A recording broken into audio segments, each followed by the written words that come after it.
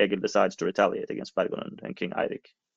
First, he intercepts and seizes a large amount of tribute that was being gathered by some of Erik's men. He kills them all and takes their loot.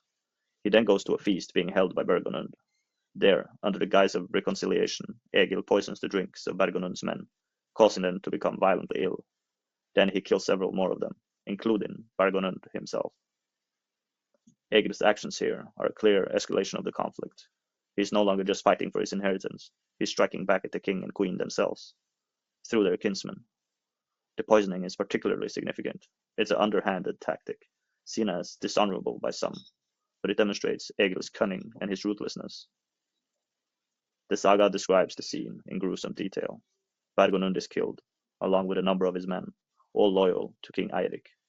The message is clear.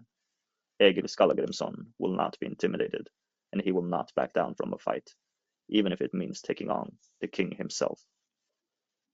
This is a turning point in Egil's life. He has now openly defied the king and queen, and there is no going back. Egil's actions are a direct challenge to the authority of King Eirik.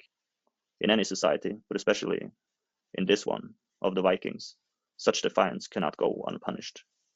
Eirik's power, his legitimacy as a ruler, depends on his ability to maintain order and enforce his will. By killing Bergonund, Egil has essentially declared war on the crown. King Eirik, enraged by the death of his kinsman and the insult to his authority, declares Egil an outlaw. Egil Skallagrimsson is hereby declared an outlaw. He is banished from Norway and all its territories. Any man may kill him without penalty. He is to be hunted down and brought to justice. An outlaw is someone outside the protection of the law. They can be killed by anyone at any time without consequence. It's a death sentence, a mark of Cain that follows the outlaw wherever they go. Egil has no choice but to flee.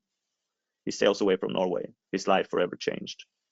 The killing of Bergonund sets him on a course of violence and exile, a path that will lead him to become one of the most legendary figures of the Viking Age. He is now officially a Viking.